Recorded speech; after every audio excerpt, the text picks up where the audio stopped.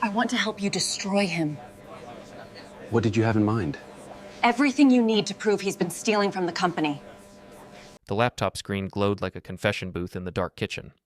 3:47 a.m., and I was staring at my wife's Dropbox folder labeled Personal Projects. Claire always was organized about her secrets. The video file was named Saturday Fun C&A. Creative. I clicked play. Well, that's one way to learn about cloud sharing. Before we dive deeper into this story, I have one small request. Please subscribe, drop a like, comment, and hit that hype button to boost this channel so more people can discover these incredible Reddit stories. My wife Claire was on screen, naked and enthusiastic, with my best friend Alex Grant. Not just any Saturday either. I recognized our guest bedroom. The same room where Alex had crashed after poker nights, complaining about his marriage to Jessica. The same room where he'd eaten my food, drunk my beer, and apparently screwed my wife. The timestamp showed last weekend. While I was at the office working on the Henderson case, Claire was working on something else entirely. I closed the laptop with surgical precision. No slamming, no dramatic gestures, just the quiet click of betrayal settling into my bones like arthritis. Ryan Mitchell, attorney at law, cuckold extraordinaire, 38 years old, and I'd just discovered my life was a bad joke with a punchline I'd missed for God knows how long. The coffee maker gurgled to life. I'd set it on a timer, like the responsible husband I was. Had been. Whatever. I poured myself a cup and sat back down. Opened the laptop again. The folder contained 17 videos spanning 6 months. 6 months of Saturday fun, and afternoon delight, and quick Tuesday. My wife had cataloged her affair like a filing system. Color-coded spreadsheets had nothing on Claire's organizational skills when it came to adultery. I scrolled through her messages with Alex. The usual garbage. Can't wait to see you. Ryan's working late again. Jessica suspects nothing. But buried deeper were the financial details. Claire had been using our joint credit card for an Airbnb rental downtown. A love nest, fully furnished and paid for with my money. The kitchen door creaked. Claire padded in wearing my old law school t-shirt, her blonde hair messy from sleep. "You're up early," she said, kissing my cheek like she had every morning for 15 years. Her lips felt like ice. Couldn't sleep, big case coming up. She poured coffee, added cream, stirred counterclockwise exactly 7 times. Same routine, every morning. Amazing how people could maintain habits while their entire lives crumbled around them. "I was thinking," Claire said, settling across from me, "we should have Alex and Jessica over for dinner soon. It's been too long." I looked at her over my coffee cup. Really looked. Still beautiful at 34, still the woman I'd married, still capable of lying to my face without a tremor in her voice. "Great idea," I said. "How about this Saturday? I'll cook." "You never cook? Special occasion?" She smiled, and for a moment I almost forgot about the 17 videos and the Airbnb receipts and the way she'd moaned Alex's name in our guest bedroom. Almost. "I'll call Jessica today," Claire said, "and maybe we should invite my parents too, and make it a real family dinner." Perfect. The more witnesses, the better. I spent the day at the law firm pretending to care about depositions and client meetings while my real attention focused on planning. By 5 p.m., I had everything arranged. Dinner for 8 on Saturday, Claire's parents, my daughter Megan, Alex, and Jessica, plus Claire and myself. A cozy family gathering. I stopped by Best Buy on the way home and purchased a wireless presentation remote and an HDMI adapter. Technology was wonderful when you knew how to use it. That evening, Claire mentioned she'd spoken to everyone. "They're all excited," she said, stirring pasta sauce. Jessica sounded a little stressed, but you know how she gets. I knew exactly how Jessica got. According to the messages I'd found, Alex had been treating his wife like garbage for years. Staying out late, mysterious phone calls, sudden business trips that coincided with Claire's girls' weekends. "Did you know Alex has been having problems at work?" I asked casually. Claire's hand paused on the spoon. "Problems?" "Financial issues with the startup.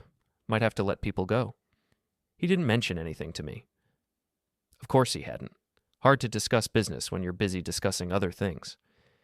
Friday night, I stayed late at the office and made copies of everything. Bank statements, credit card bills, hotel receipts, the works. I also made a backup of Claire's video collection, just in case she got wise and deleted the originals. Saturday morning arrived gray and cold, perfect weather for what I had planned. Claire spent the day cleaning and cooking, humming while she worked. She'd always been happiest when entertaining. "You seem relaxed," she said as I set up the dining room. "Just looking forward to seeing everyone." I connected my laptop to the big screen TV in the living room, positioned where everyone at the dinner table would have a clear view. The wireless remote fit perfectly in my jacket pocket.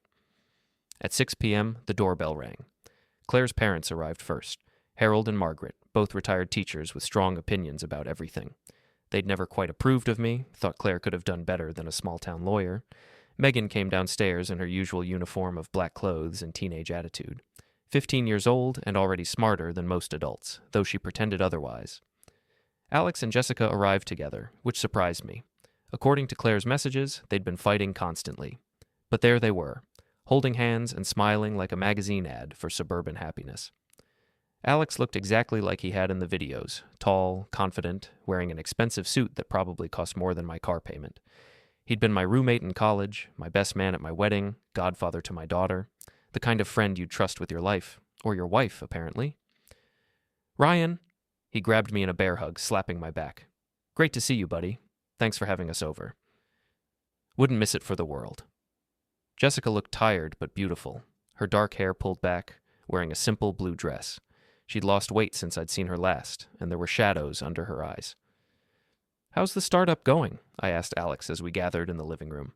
"Fantastic. We just closed another round of funding." He grinned, the same smile that had charmed professors and girlfriends and apparently my wife. "Should be able to expand the team soon." Interesting. Either he was lying about the funding or lying to Claire about his financial problems. Maybe both. Dinner conversation flowed like wine. Work gossip, neighborhood news, Megan's upcoming talent show at school. Claire had outdone herself with the meal, as if good food could somehow absolve her of bad behavior. "This is delicious, dear," Margaret said, patting Claire's hand. "You always were such a good cook." "And such a good wife," Harold added, shooting me a look that suggested I didn't deserve her. If only he knew.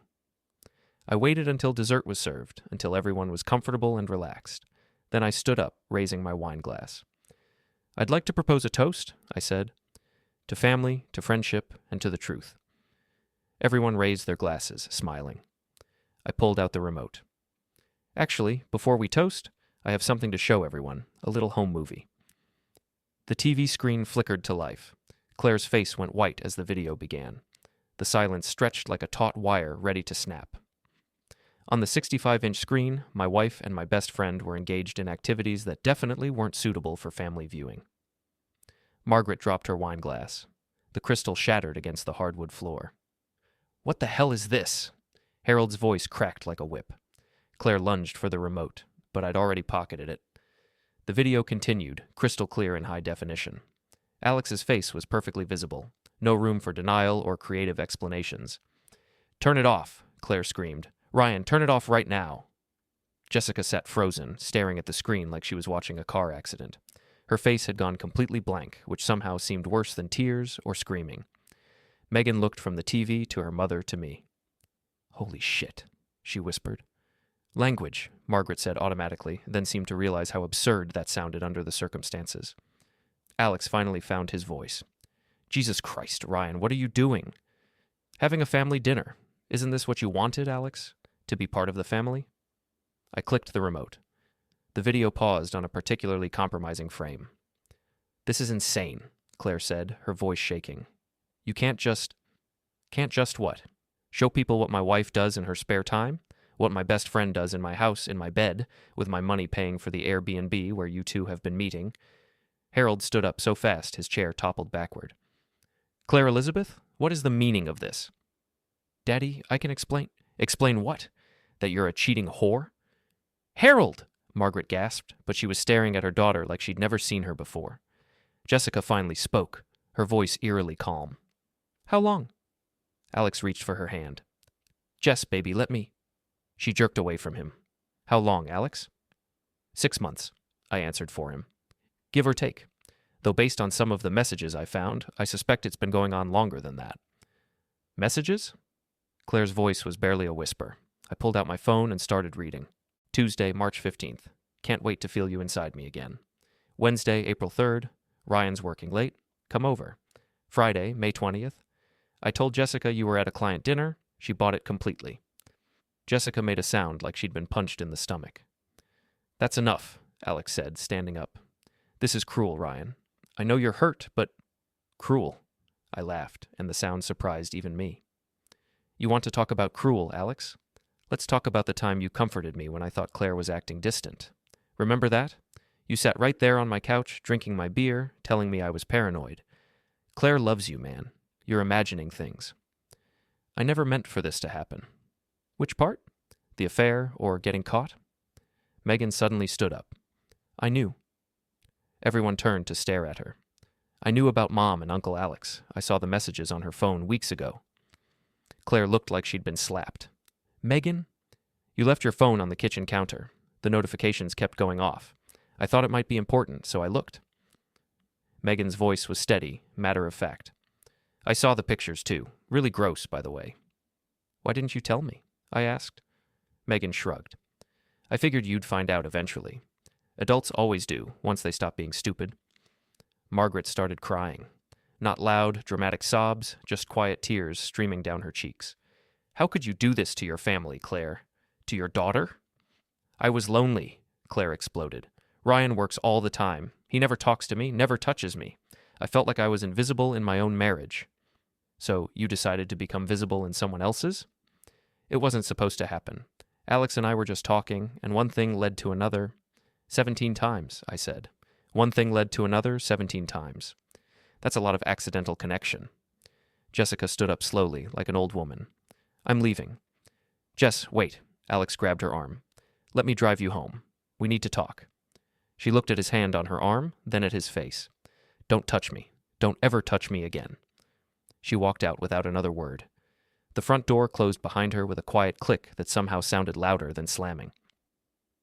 Alex looked around the room, at the frozen video on the TV, at Claire crying into her hands, at Harold's disgusted face, at Margaret's tears, at Megan's cold teenage stare. This isn't over, Ryan, he said. You're right. It's just getting started. After he left, the real screaming began. Harold called Claire names that made Margaret gasp. Claire blamed me for everything. My work schedule, my emotional distance, my failure as a husband. Megan went upstairs and slammed her door. I sat quietly through it all, occasionally sipping my wine. Finally, Harold and Margaret left, Harold promising to have words with Claire later, Margaret still crying. Claire disappeared into our bedroom and locked the door. I cleaned up the dinner dishes, put away the leftovers, swept up the broken wine glass. Normal domestic tasks in the aftermath of domestic destruction. My phone buzzed with a text from Alex. We need to talk. I deleted it without responding. Instead, I drove to Big Mike's boxing gym, a 24-hour place downtown where I'd been working out since college. Mike Kowalski was 65, built like a refrigerator, and had been teaching people to hit things for 40 years. You look like hell, he said when I walked in. Feel worse. Wife or work? Both. He handed me gloves and pointed to the heavy bag. Hit something. We'll talk after. I spent an hour pounding leather, working out 15 years of frustration and betrayal and rage. When I finally stopped, my hands were shaking and my shirt was soaked with sweat. Better? Mike asked. Getting there. Want to tell me about it? So I did. Mike listened without interrupting, occasionally nodding or grunting. When I finished, he was quiet for a long moment. What are you going to do? I'm going to destroy them. Both of them? All of them. Claire, Alex, anyone who helped them or covered for them or knew what was happening and didn't tell me. Mike studied my face. That's a dangerous road, son. Dangerous for who? For you. Revenge has a way of eating people alive. I'm already being eaten alive. At least this way, I get to choose the menu. I drove home around midnight. Claire was still locked in the bedroom. I could hear her on the phone, probably talking to her sister or her mother, or maybe even Alex. I set up camp in the guest room, the same room where they'd made their videos. Seemed appropriate somehow. My phone had 7 missed calls from Alex and 3 from Jessica. I ignored them all. Instead, I opened my laptop and started planning phase 2. Sunday morning arrived with the subtlety of a sledgehammer.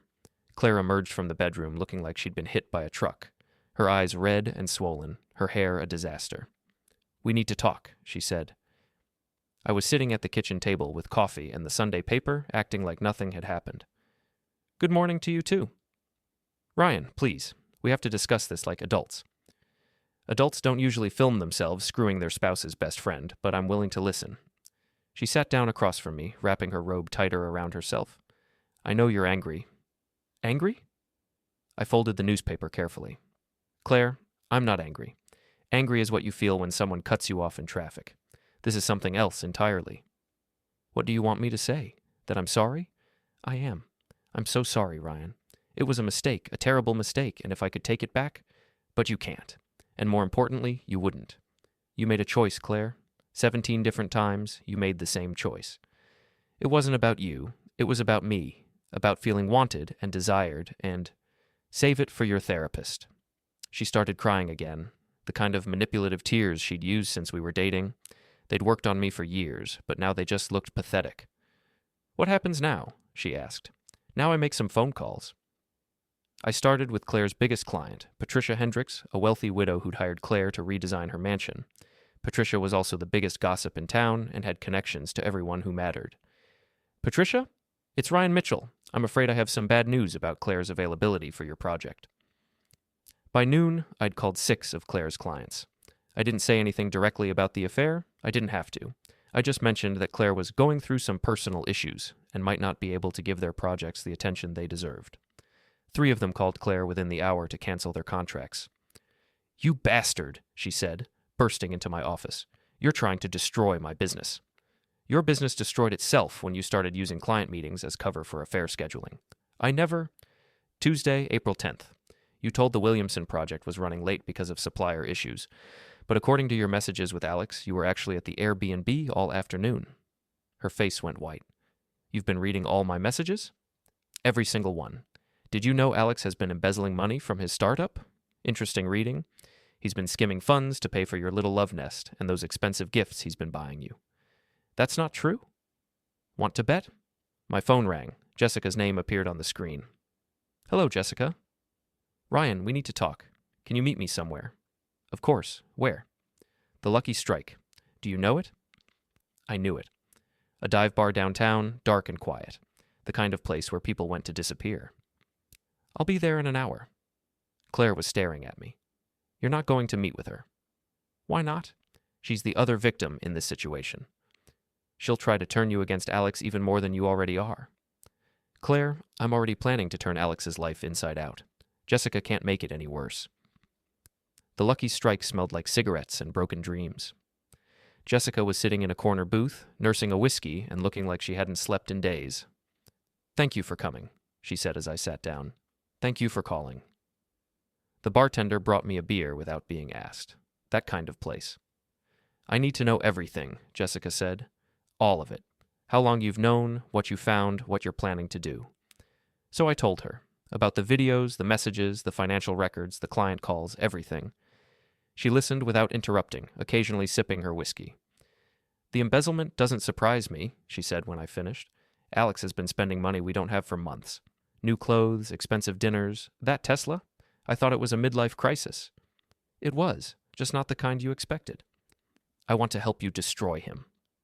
The words hung in the air like smoke. Jessica, I'm serious. Alex has been lying to me for years, probably cheating with other women before Claire. He's stolen money, humiliated me in front of our friends, made me feel crazy for suspecting something was wrong. I want him to pay for all of it. What did you have in mind? She reached into her purse and pulled out a folder. Financial records, bank statements, credit card bills, business documents, everything you need to prove he's been stealing from the company. I opened the folder. Page after page of evidence, meticulously organized. You've been planning this, I said. I've been preparing for it. I knew this day would come eventually. I just didn't know when or how. What about Claire? What about her? Do you want her destroyed too? Jessica considered this, swirling the whiskey in her glass. Claire's a symptom, not the disease. Alex is the one who made vows to me, who promised to love and honor me. Claire owes me nothing. That's very mature of you. No, it's strategic. If I focus on Claire, Alex gets away with everything. If I focus on Alex, Claire gets destroyed as collateral damage. I like Jessica more every minute. So what's the plan? I asked. Alex is presenting to potential investors on Wednesday. Big meeting, lots of important people. What if they received some interesting financial documents beforehand? That would be unfortunate for Alex. Very unfortunate. We spent the next hour planning Alex's professional destruction. Jessica knew his business inside and out, knew which investors to target, which documents would be most damaging, which timing would cause maximum chaos. There's something else, she said as we prepared to leave. Alex has been recording phone calls with potential investors. Illegal in this state without consent. I have copies. Jessica, you're scary. I'm thorough. There's a difference. I drove home feeling better than I had in days. Claire was waiting in the living room, still in her robe, surrounded by tissues. How was your meeting with Jessica? She asked. Productive. Ryan, please, can't we try to work this out? Go to counseling, take a trip, start over? Start over? I sat down across from her. Claire, you've been lying to me for months. You've stolen money, betrayed our marriage, humiliated me in front of our friends and family. What exactly would we be starting over with? Our love, our history, our daughter. Our daughter already knows what kind of person you are. She's been covering for you for weeks. Megan is just a child. She doesn't understand. She understands perfectly. That's the problem. My phone buzzed with a text from Alex. Stop ignoring me. We need to fix this. I showed the message to Claire. Your boyfriend wants to chat. He's not my boyfriend. What is he then? Your buddy? Your side piece? Help me understand the terminology here. She flinched like I'd slapped her. I'm going to bed, she said. In the guest room. I assume you'll want the master bedroom back. Actually, I like the guest room. It has such interesting memories now. She started crying again as she headed upstairs. I poured myself a drink and opened Jessica's folder. Tomorrow was going to be a very busy day. Monday morning brought rain and the first phase of Alex's destruction. I arrived at my law office early and spent an hour crafting anonymous emails to his investors, complete with financial documents that Jessica had provided. The evidence was damning. Alex had been systematically stealing from the company for 8 months, using the money to fund his affair with Claire. Hotel rooms, expensive dinners, jewelry, even the monthly rent on the Airbnb Love Nest, all paid for with embezzled funds. By 10 a.m., I'd sent everything to 12 different investors and 3 local business journalists. Alex's phone would start ringing soon. My secretary buzzed me around 11. There's a Claire Mitchell here to see you. She says she's your wife. Send her in. Claire entered wearing her best dress and a desperate smile. I brought lunch, she said, holding up a bag from my favorite deli. How thoughtful. She sat down and started unpacking sandwiches like this was a normal social visit. I've been thinking about what you said yesterday, about starting over. And? You're right. I can't undo what I did, but I can make it right going forward.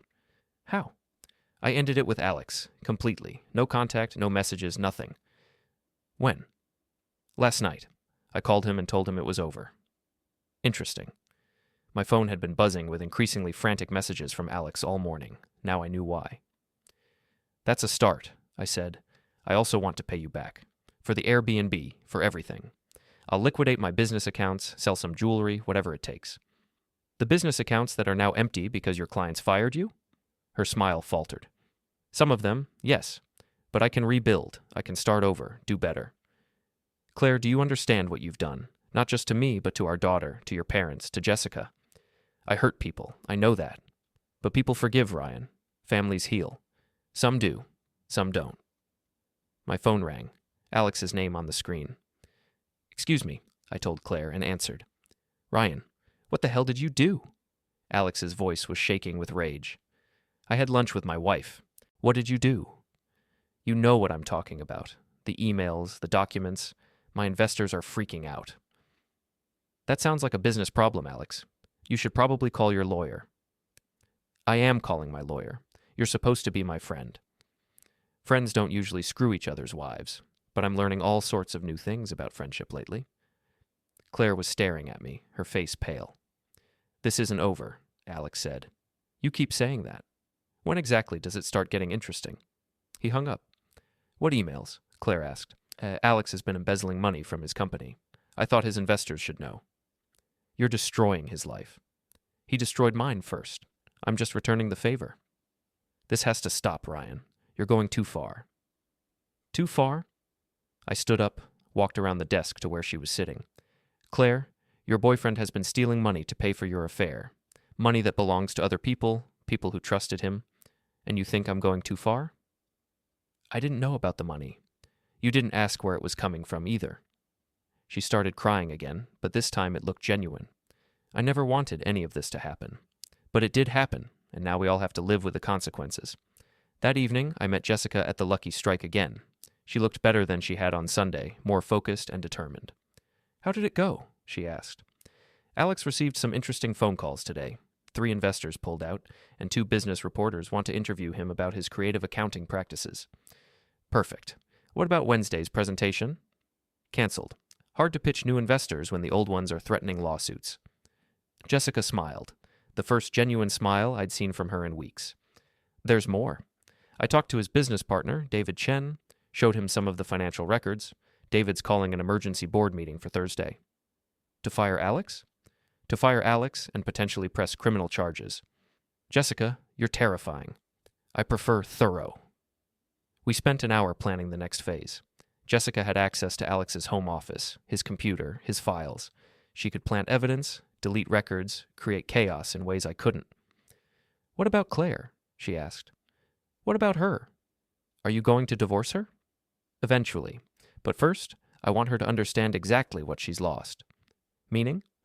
Meaning I want her to watch her entire life collapse, piece by piece, until she's left with nothing but the memory of what she threw away. That's cruel. Yes, it is. Jessica studied my face. You've changed, Ryan. Since Saturday night, you're different. How? Harder. Colder. More like Alex, actually. That stopped me. I'm nothing like Alex. Aren't you? You're lying, manipulating, destroying people's lives. How is that different from what he did to us? Because they started it. And that makes it right? I didn't have an answer for that. Wednesday brought news that Alex's startup was under investigation by the state attorney general's office. Someone had provided them with detailed financial records and recorded phone calls.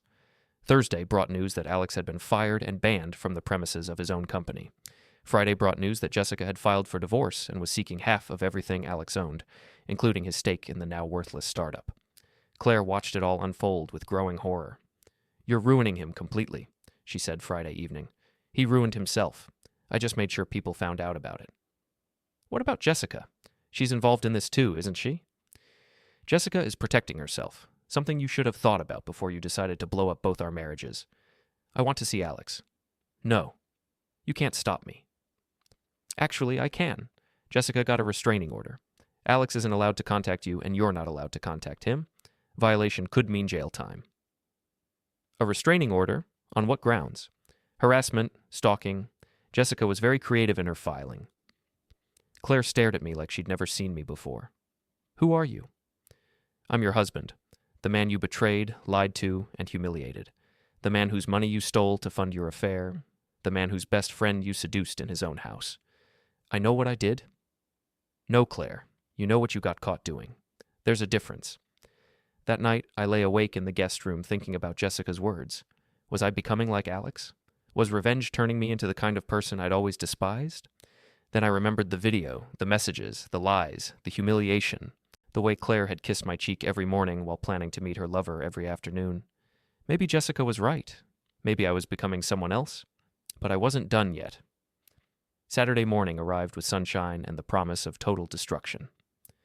Today was Megan's talent show at the high school, and half the town would be there, including several people who needed to hear some interesting stories about Claire and Alex.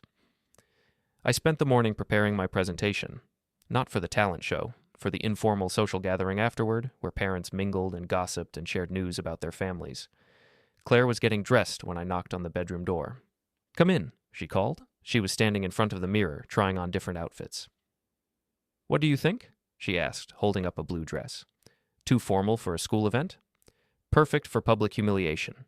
She turned to stare at me. What's that supposed to mean? It means today is going to be interesting.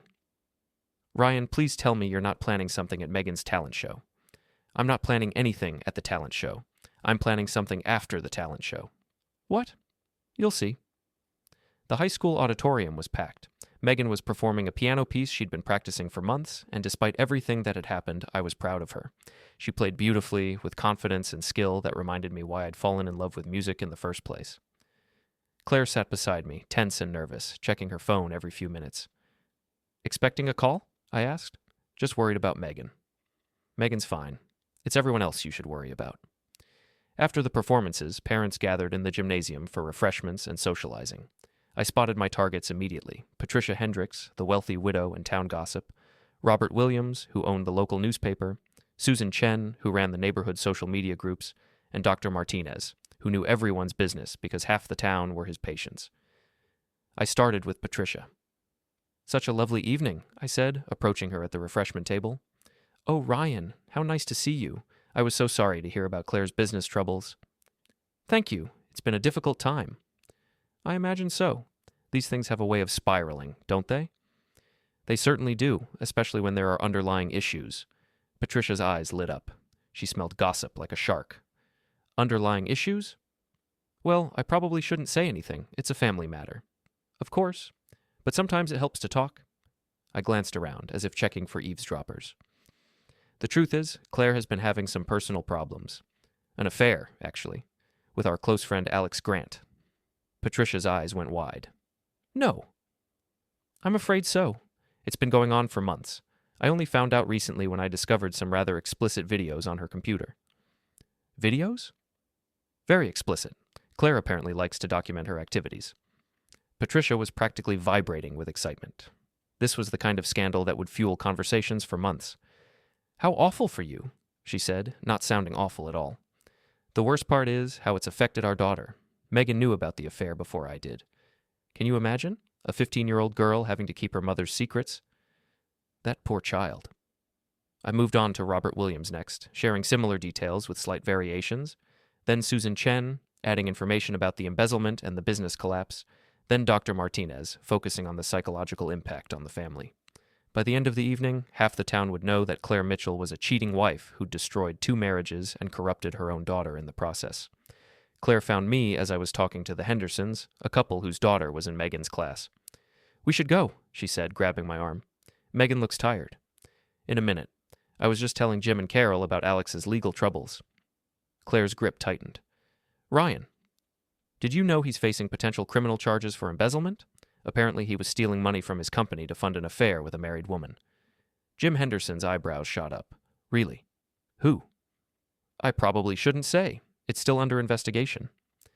But the look I gave Claire made it clear that her name would be attached to the story soon enough. We drove home in silence. Megan sat in the back seat, texting furiously, probably updating her friends on the evening's drama. You told them, Claire said as soon as we were inside the house. Told them what? About us, about Alex. I saw you talking to Patricia Hendricks, and she kept staring at me for the rest of the night. Patricia's always been curious about other people's business. This isn't a game, Ryan. These people are our neighbors, our friends. Megan has to go to school with their children. Maybe you should have thought about that before you started screwing Alex. Megan looked up from her phone. Mom, everyone at school already knows, and Jenny Martinez heard her parents talking about it, and she posted about it on Instagram. You're basically famous now. Claire's face went white. What did she post? Just that her dad said you were having an affair with some guy who stole money. She didn't use names, but everyone knows who she meant. This is a nightmare, Claire whispered. It's just getting started, I said. Sunday brought a parade of phone calls, friends, neighbors, acquaintances, all calling with expressions of concern and barely concealed curiosity. Claire stopped answering after the first few. I can't leave the house, she said, pacing around the living room. Everyone knows. Everyone is talking about us. About you, I corrected. They're talking about you? Same thing. Not really. In their version of the story, I'm the victim, the betrayed husband, the loyal friend who was stabbed in the back. I'm getting sympathy calls. And what am I getting? What you deserve. My phone rang, Jessica's name on the screen. How did it go last night? She asked. Better than expected. The story is spreading faster than wildfire. Good. Alex tried to call me this morning, 15 times. What did he want? To beg, mostly. He's lost everything. His job, his company, his reputation. The criminal investigation is moving forward. He might actually go to jail. How do you feel about that? Satisfied. What about you? How do you feel about destroying Claire's life? I looked across the room at my wife, who was sitting on the couch with her head in her hands, crying quietly. I feel like I'm just getting started. Ryan, maybe it's time to stop.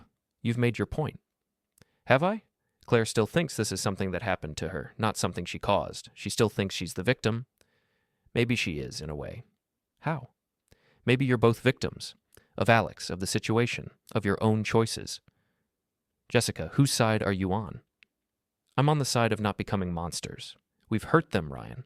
Badly. Maybe it's time to step back and figure out how to rebuild our own lives. Speak for yourself. I'm not done rebuilding yet. After she hung up, I sat quietly for a long moment, thinking about what she'd said. Was I becoming a monster? Was revenge consuming me the way Mike had warned it would? Then Claire looked up at me with red, swollen eyes and said, "I hate you." "Good," I replied. "Now you know how I felt when I found those videos." The war wasn't over. It was just beginning. Monday morning brought the final piece of my revenge puzzle, a call from David Chen, Alex's former business partner. "Ryan, I need to ask you something confidential," David said. "Did you provide the financial documents that exposed Alex's embezzlement?" "Why do you ask?" "Because the FBI is now involved. This isn't just a civil matter anymore. Alex is facing federal charges for wire fraud and money laundering." That sounds serious. 20 years serious. But here's the thing. They want to know if Claire was involved. If she knew where the money was coming from, she could be charged as an accessory. I felt something cold settle in my stomach. What kind of evidence would they need? Messages, emails, anything showing she knew about the source of the funds. The Airbnb was paid for with stolen money, Ryan. So were the gifts, the dinners, everything. After David hung up, I sat staring at my phone. This had escalated beyond anything I'd planned. I'd wanted to humiliate Claire and Alex, destroy their reputations, ruin their careers. I hadn't wanted to send Claire to federal prison. Had I? I found Claire in the kitchen, making coffee with shaking hands. She looked like she'd aged 10 years in the past week. "We need to talk," I said. "I can't take any more talking, Ryan. I can't take any more of this." "The FBI is investigating Alex's embezzlement." Her hands went still. "What does that have to do with me?" "Everything he spent on you was stolen money. The Airbnb, the jewelry, the trips. If they can prove you knew where it came from, you could be charged as an accessory." Claire's face went completely white. She grabbed the counter to steady herself. "I didn't know," she whispered. "I swear to God, Ryan, I didn't know he was stealing money." "Can you prove that?" "How can I prove I didn't know something?" "Messages, emails, anything that shows Alex lied to you about his finances." She was quiet for a long moment. "There might be something." "What?" "Alex told me he'd gotten a bonus at work. A big one. He said that's how he could afford the Airbnb and everything else. I have messages where he talks about it." "Show me." She pulled out her phone and scrolled through her conversations with Alex.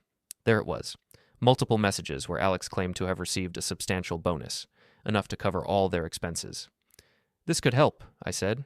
"It shows he lied to you about the source of the money." "Will you help me?" she asked. "If the FBI wants to talk to me, will you represent me?" I looked at my wife, really looked at her. The woman I'd married, the mother of my daughter, the person I'd loved for 15 years before she'd destroyed everything. "Yes," I said. "I'll help you." She started crying again, but this time it was relief, not desperation. "Why?" she asked. "After everything I've done, why would you help me?" "Because Megan needs at least one parent who's not in federal prison." That afternoon I called Jessica and told her about the FBI investigation. "Jesus," she said. "I never wanted Claire to go to jail." "Neither did I. Not really." "What are you going to do?" "Help her. Make sure she has good representation, coach her on what to say to the FBI." "That's very noble of you." "It's not noble. It's practical. If Claire goes to prison, I become a single father dealing with a traumatized teenager. If Alex goes to prison, you become a divorced woman who can rebuild her life however she wants." "Speaking of Alex, he tried to break into our house last night." "What?" "The security system caught him trying to get into his home office, probably looking for documents he could use to bargain with the FBI." "Did you call the police?" "I called his lawyer and told him that any further contact with me or my property would result in additional charges. Alex is desperate, Ryan. Desperate people do stupid things." She was right. That evening, Alex proved just how stupid desperate people could be. I was having dinner with Claire and Megan when the doorbell rang. Through the window, I could see Alex standing on the porch, looking like he hadn't slept in days. "Don't answer it," Claire said. "Actually, I think I will." I opened the door. Alex looked terrible, unshaven, wearing wrinkled clothes, his eyes wild and unfocused. "Ryan, I need to talk to Claire." "She doesn't want to talk to you." 5 minutes. That's all I need." "Alex, you're violating a restraining order just by being here." "I don't care about the restraining order. My life is over, Ryan. Everything is gone. My job, my company, my marriage, my reputation. I'm probably going to prison." "That sounds like a personal problem." "It's Claire's problem, too. The FBI thinks she was involved in the embezzlement." "I know." "You know? How do you?" His eyes widened. "You did this. You're the one who gave them the financial records. Actually, that was Jessica. Jessica? He looked genuinely shocked. My wife turned me in? Your ex-wife. The divorce papers were filed last week. Alex staggered backward like I'd hit him. She's taking everything, isn't she? Everything there is to take. Which isn't much, considering your legal bills. This is all your fault, he said, his voice rising. If you hadn't shown that video, none of this would have happened. If you hadn't screwed my wife, there wouldn't have been a video to show. I loved her. You loved the idea of her, the forbidden fruit, the secret affair, the thrill of betraying your best friend, but you never loved Claire. That's not true. Really? Then why didn't you leave Jessica for her? Why didn't you divorce your wife and marry mine? Why keep it secret if it was true love? Alex didn't have an answer for that.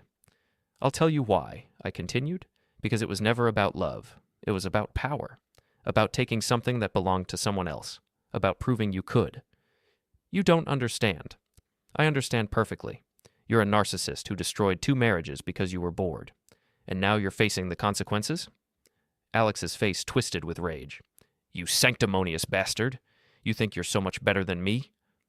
I think I'm a man who honored his wedding vows. Your wedding vows to a woman who didn't love you enough to stay faithful. That hit harder than I'd expected. For a moment I felt the old pain, the raw wound of betrayal. Then I remembered who had caused that wound.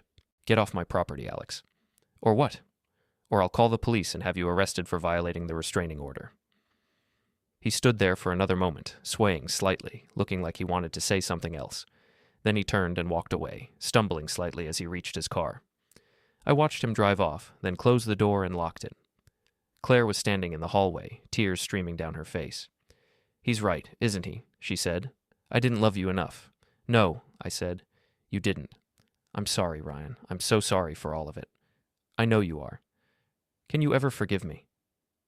I looked at my wife, at the woman who had shared my life for 15 years, who had given me a daughter, who had betrayed me in the most intimate way possible.